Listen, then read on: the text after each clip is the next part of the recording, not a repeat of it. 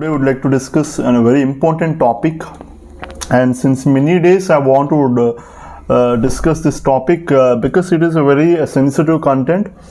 So please listen with a lot of patience, and I'm requesting all recent marriages who's done, so they also can listen this video as very useful. They also can watch who are recently married. And also if you take now as of now, ఈరోజు కోర్టులో తీసుకున్న ఈరోజు మీరు చూడండి ఎక్కువ cases ఇది, so ఎక్కువ marriages case కనిపిస్తున్నాయి. సో ఈరోజు సెలబ్రిటీస్ కూడా there is lot of things the divorce, the basic common word you are hearing even the news channels and the newspaper, that is called the divorce. Even Indian celebrities, I mean not only Indian but many people, many celebrities, you know, they're making the divorce. So ekkada what is the problem in the relationship? So ఈరోజు రిలేషన్షిప్లో ఏంటి problems ఎక్కడున్నాయి, ఎందుకు అంత ప్రేమగా ప్రేమించి లేకపోతే arrange marriage చేసుకుని ఎందుకు డైవర్స్ లేకపోతే ఎందుకు ఈరోజు అలా జరుగుతుందో I would like to discuss complete video. It's very sensitive matter. ఏమైనా తప్పులు ఉంటే క్షమించండి. అండ్ అందులో వచ్చి the first and foremost thing, ఎందుకు బ్రేక్ అవుతుంది, there is no proper mutual understanding లేదు ఈరోజు. సో మ్యారేజ్ చేసుకుంటున్నారు, లవ్ మ్యారేజా ఆర్ అరేంజ్ మ్యారేజా, మెయిన్ ఎక్కడ ప్రాబ్లం అంటే మ్యూచువల్ అండర్స్టాండింగ్ లేదు. సో ప్రాపర్ ఖచ్చితంగా అండర్స్టాండింగ్ ఉంటే ఎక్కడ కూడా మిస్అండర్స్టాండింగ్స్ వల్ల ప్రాపర్ అండర్స్టాండింగ్ లేని వల్ల ఈరోజు రిలేషన్షిప్ బ్రేక్ అవుతుంది. ఈరోజు నేను చెప్తుంది మెయిన్ కాన్సెప్ట్ ఏంటంటే, ఈరోజు పెళ్ళి అవుతుంది, పెళ్ళిలోనే సో అసలు వాట్ ఈస్ మంత్రాలు చదువుతారు. పెళ్ళి అంటే ఈ టైంకి మొత్తం పెట్టినప్పుడు ఏదైతే జీలకర్ర బేరం పెడతారో, ఏదైతే ప్రామిస్ పెడతారో, హ్యాండ్ ప్రామిస్ చేసుకుంటారు. ఒక భర్త హ్యాండ్ భార్య మీద, భార్య హ్యాండ్. ఆ టైంలో పంతులు గారు చాలా మంత్రాలు చదువుతారు. ఇందులో నాతిచ్చరామి, ధర్మేచే, కామేచే, చాలా మంత్రాలు.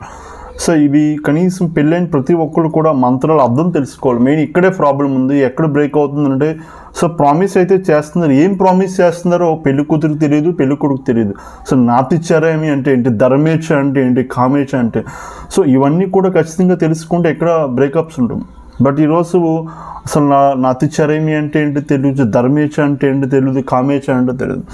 సో దీని మీనింగ్ ఏంటంటే, సో ఎప్పుడైనా ఒక మ్యారేజ్ అయిన తర్వాత, సో నేను నీకు ప్రామిస్ చేస్తున్నాను, సో ఫైనాన్షియల్గా కానీ నాకు ఎంత వస్తుందో మనీ, అది టోటల్గా ఖచ్చితంగా ఒక భర్తకి ఎంత వస్తుందో భార్యకి చెప్పాలి. అప్పుడే భార్య తెలుస్తుంది సో ఎంత ఖర్చు పెట్టాలో.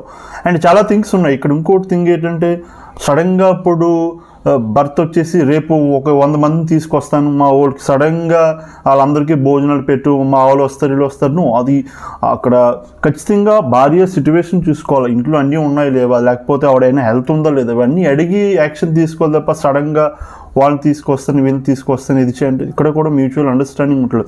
సో ఏదైతే మీరు చేయాలనుకుంటున్నారో ఫస్ట్ యూ హ్యావ్ టు ముందు చెప్పాలి, రేపు ఇంతమంది వస్తున్నారు, ఉండడానికి సామర్థ్యం ఉందా లేదా, కెపాసిటీ ఉందా లేదా, హెల్త్ అయినా బాగుందా అన్నీ తెలుసుకొని మూవ్ ఆన్ అవ్వాలి తప్ప. సో అది కూడా ఖచ్చితంగా అండర్స్టాండింగ్ ఉండాలి ముందు నుంచి అడగడం. సో ధర్మానికి కట్టుబడి ఉండాలి. సో వాట్ ఎవర్ అదే దీస్ ఆల్ ఇవన్నీ కూడా పెళ్ళి అప్పుడు చేసిన ప్రామిస్లు, ఇవన్నీ ఒకసారి మనం తెలుసుకోవాలి ఖచ్చితంగా. పంతులు గారు ఏదైతే చెప్పారో అవన్నీ కూడా వాట్ ఈస్ ధర్మేచ, వాట్ ఈస్ కామేచ, సో ఇవన్నీ కూడా తెలుసుకుంటే ఖచ్చితంగా రిలేషన్ బ్రేక్ అవుతుంది. అండ్ ఇంకోటి వచ్చేసి, ఒకటి నేను పెళ్ళైన తర్వాత ఎవరైతే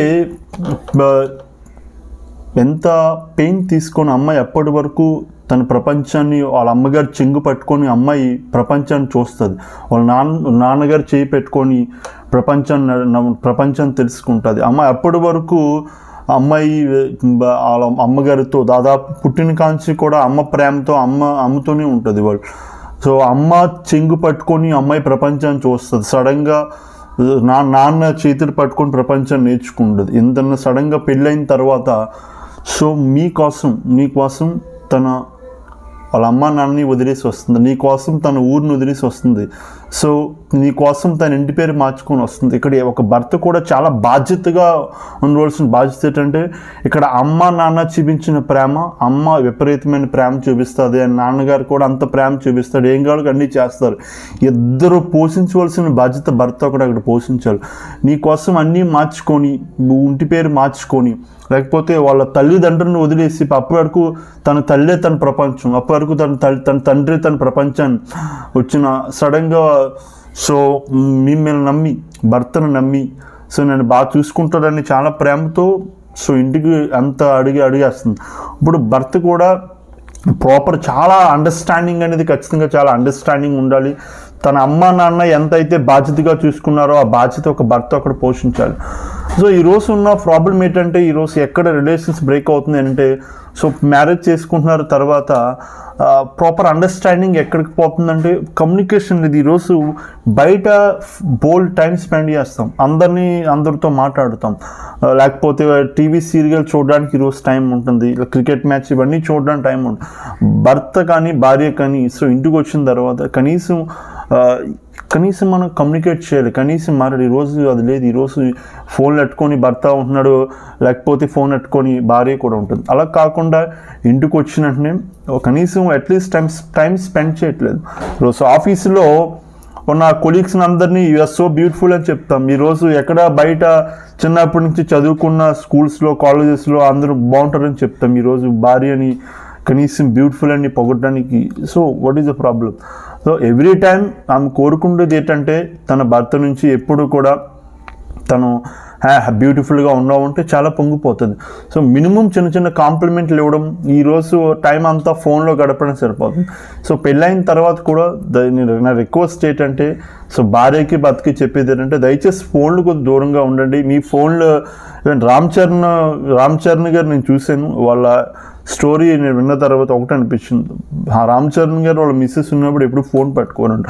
దయచేసి మీ హస్బెండ్తో మీరు ఉన్నప్పుడు లేకపోతే మీ స్పౌస్తో ఉన్నప్పుడు డోంట్ యూజ్ ద ఫోన్ ఎక్కడ యూజ్ చేయకండి. ఈరోజు ఎక్కడ చూసినా, ఎయిర్పోర్ట్లో చూసినా, లేకపోతే వెరెవర్ యూసి హస్బెండ్ భర్త ట్రావెల్ చేస్తారు, ఒకరు ఫోన్ పెట్టుకొని టైం వేస్ట్ చేస్తారు, ఒకరు ఫోన్ పెట్టుకొని ఉంటున్నారు. ఇంకెక్కడ రిలేషన్ బిల్డ్ అవుద్ది?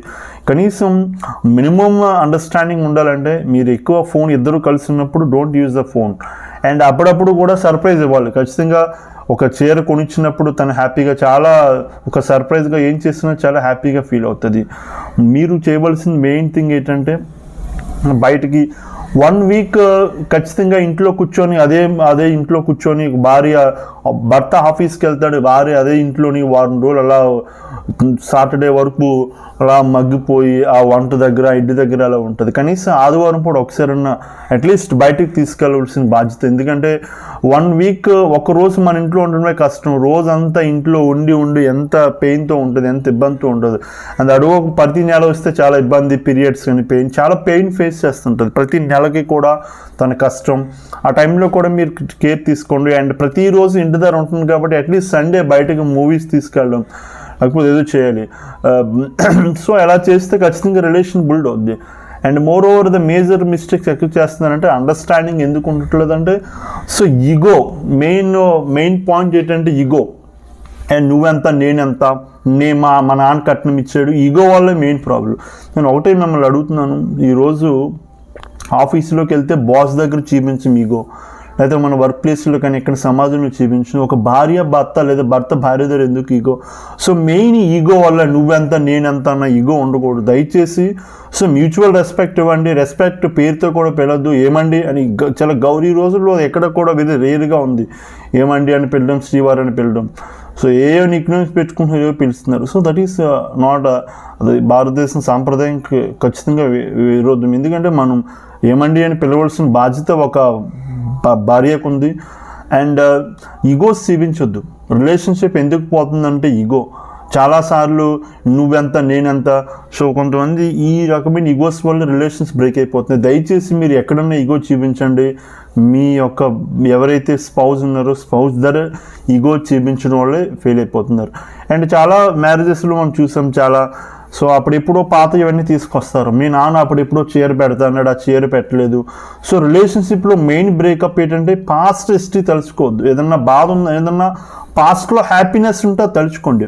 అంతేగాని పాస్ట్లో ఉన్న బాధ అంతా తీసుకొచ్చి మీ నాన్న అది ఇస్తా అన్నాడు, మీ అమ్మ అది ఇస్తానంది, ఆ కట్నం ఇవ్వలేదు, ఇవన్నీ కూడా అమ్మాయి హర్టింగ్ గురవుతుంది. అండ్ మెయిన్ థింగ్ ఏంటంటే when you dealing with a girl, ఒక లేడీస్ని డీల్ చేసినప్పుడు వాళ్ళు చాలా సెన్సిటివ్గా ఉంటారు, చాలా సెన్సిటివ్గా ఉంటారు. అండ్ ట్రీట్ చేసేటప్పుడు కూడా చాలా సున్నితంగా ట్రీట్ చేయాలి. అమ్మాయిని చాలా హార్ష్గా ట్రీట్ చేయకూడదు. She is very sensitive, highly sensitive. తను చాలా విషయాలు ఇంటి దగ్గర పెళ్ళి అవ్వకముందు అయితే చెప్తుంది, నాన్న అది కొని, అమ్మ ఇది కొనండి. బట్ పెళ్ళి అయిన తర్వాత చాలా చెప్పలేదు. ఆమె చాలా హైడ్ చేసుకుంటుంది, చాలా ఎమోషన్ తనలో తను దాచుకుంటుంది. ఎప్పుడు ఒక అబ్బాయి బయటకు ఎక్స్ప్రెస్ చేస్తాడని కానీ ఒక అమ్మాయి మాత్రం ఆమెలో ఎన్నో ఎమోషన్స్, పెళ్ళి అవ్వకముందు వాళ్ళ అమ్మగారితో కొన్ని చెప్పలేని ఎమోషన్స్ ఉంటాయి పాపం, పెళ్ళి అయిన తర్వాత కూడా భర్త కూడా ఆమె చాలా ఎమోషన్స్ తమను హైట్ చేసుకుంటుంది, చాలా బయటికి చెప్పుకోలేని స్థితి చాలా ఉంటుంది. దయచేసి మనం అర్థం చేసుకొని అండ్ అప్పుడప్పుడు కూడా అమ్మాయికి ఏం ఇంట్రెస్ట్లో అవి తెలుసుకొని అమ్మాయిని అడగకుండా వాళ్ళ బ్రదర్నో వాళ్ళ అన్నయ్యను అడిగి ఆ ఇంట్రెస్ట్లో మనం కూడా ఫుల్ఫిల్ చేయాలి. వాళ్ళ డ్రీమ్స్ ఏదైతే చిన్న చిన్న డ్రీమ్స్ ఉంటాయి, ట్రావెలింగ్ అని డ్రీమ్ ఉంటుంది, లేకపోతే వేరే ప్లేసులు తిరగాలి, చాలా డ్రీమ్స్ ఉంటాయి వాళ్ళకి. అవన్నీ మీరు అర్థం చేసుకోండి. అండ్ అమ్మాయి కూడా భర్తను చాలా అర్థం చేసుకొని ఉండాలి. సో ముందే చెప్పింది ధర్మేశ కామేశ, సో ముందే చెప్పాలి నాకు ఇంత వస్తుంది ఇంత స్పెండ్ చేద్దాం. అమ్మాయి కూడా ఇంత మా ఆయనకి ఇంత వస్తుంది ఇంతలా ఖర్చు పెట్టాలని ఉంటుంది. అండ్ అది కూడా ఎర్నింగ్ కూడా చూసుకోవాలి. ఎందుకంటే మీరు పెళ్ళి అయిన తర్వాత ఒక 4-5 months వరకు you will have some enjoy ఉంటుంది, బయట ఎంజాయ్ చేస్తారు. బట్ తర్వాత you need to think about the future. ఎందుకంటే భవిష్యత్తులో పిల్లలు వస్తారు, వాళ్ళ కోసం కూడా ఇప్పటి నుంచే మనీ ఇన్వెస్ట్మెంట్ చేసుకోవాలి, అలా చాలా సఫర్ అయిపోతారు. సో ఎప్పటికప్పుడు మీరు అది అమ్మాయి కావనండి అబ్బాయి కావనండి పెళ్ళే ఒక 5-6 months వరకు పర్లేదు, తర్వాత నుంచి ఇద్దరు కూడా మనీ ఎర్న్ చేసి ఖచ్చితంగా ఇన్వెస్ట్మెంట్ చేయకపోతే ఫ్యూచర్ చాలా ఇబ్బంది అవుతుంది. పిల్లలు వస్తారు, వాళ్ళ చదువులు ఈరోజు ఒక కాలేజ్ స్కూల్లో జాయిన్ చేస్తే దాని 1,50,000 లక్షలు. సో ఇప్పటి నుంచి ఎప్పుడో స్కూల్ పెడదాం ఎప్పుడో కాలేజ్ పెడదాం కూడా ఇప్పటి నుంచే ఖచ్చితంగా ఇన్వెస్ట్మెంట్ చేసుకోవాలి. అండ్ ప్రాపర్ అండర్స్టాండింగ్ ఖచ్చితంగా డైలీ కమ్యూనికేట్ చేయాలి. బయట అందరితోనే మాట్లాడడానికి టైం ఉంటుంది ఆఫీస్లో. అండ్ ఈవినింగ్ సాయంత్రం ఇంటికి వచ్చిన వెంటనే మళ్ళీ ఆఫీస్కోవాలి, ఎవరైనా ఆఫీస్ ఫోన్స్ కానీ ఇవన్నీ చేయకూడదు. దయచేసి మీ యొక్క ప్రాపర్ టైం మీ యొక్క స్పౌస్కి స్పెండ్ చేయాలి. మళ్ళీ ఇంతకుముందు ఫ్రెండ్స్ కోసం వీళ్ళందరూ చేయొచ్చు, బట్ వాళ్ళు ఒక సండే పూట ఎప్పుడో చేయండి. డైలీ కూడా అండ్ మీకోసం వెయిట్ చేస్తుంది, ఎంతో మనసుతో వెయిట్ చేస్తుంది, వస్తాడు మాట్లాడదు. నా టైంలో ఫోన్స్ తీసుకొని వాట్సాప్ ఇవన్నీ వద్దు. దయచేసి టైం అంతా కూడా మీ యొక్క స్పౌస్ కోసం స్పెండ్ చేయండి. Evening they are waiting for your time, మీ యొక్క వాల్యుబుల్ టైం కోసమే వాళ్ళు వెయిట్ చేస్తారు ఇంటి దగ్గర సాయంత్రం ఆఫీస్ నుంచి వచ్చి. అండ్ సండే పూట దయచేసి గో విత్ సమ్ ఏదైనా మూవీస్ కానీ బయటికి కానీ ఎంజాయ్ చేయండి. అండ్ మోర్ ఓవర్ ఈ అండర్స్టాండింగ్ ఇంకా బాగా ఉండాలంటే you need to be have